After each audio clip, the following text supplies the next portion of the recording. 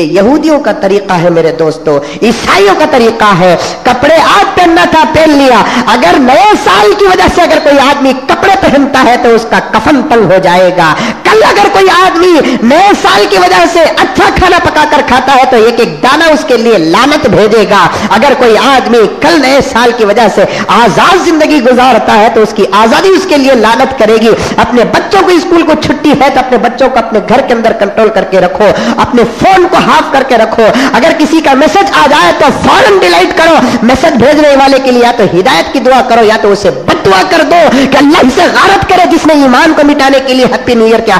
ارے حضور صلی اللہ علیہ وسلم کے بعد حضرت عمر فاروق نے اسلامی نئے سال کی ابتدا فرمائی۔ محرم الحرام مسلمانوں کے لیے اسلام کا پہلا مہینہ ہوتا ہے، محرم کی پہلی تاریخ اسلاموں کے مسلمانوں کی پہلی تاریخ ہوتی ہے۔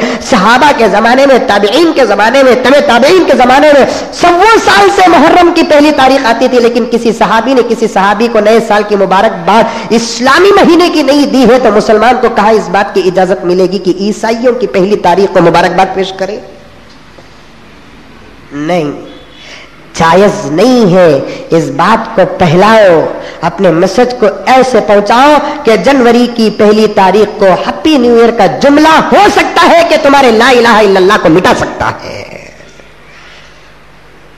ہیپی نیو ایئر کا جملہ تمہارے ایمان اور اسلام کو مٹا سکتا ہے۔ ایک مسلمان دوسرے مسلمانوں کو انگریزی تہذیب پر مبارکباد پیش نہیں کرے گا اور ایسے میسج بھی نہیں دے گا، ایسے میسج کو اپنے فون پر بھی نہیں رکھے گا، دینے والے کو دعا دے گا۔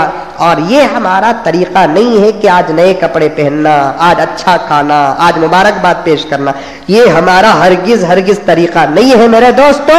ان لوگوں کے طریقے ان کو مبارک ہے، لیکن ہم کو کیا مبارک؟ ہمارے آقا کا طریقہ مبارک۔ بولو انشاءاللہ عمل کریں گے۔ دوست احباب کو اس بات کو پھیلاؤ، کیونکہ اس جمعہ کی کیسٹ آنے کے لیے ہو سکتا ہے کہ آئندہ جمعہ ہو جائے۔ آپ اپنے فون سے دوسرے دوست احباب کو بتاؤ کہ ہیپی نیو ایئر کا میسج دینا سخت حرام ہے، حرام ہے، حرام ہے۔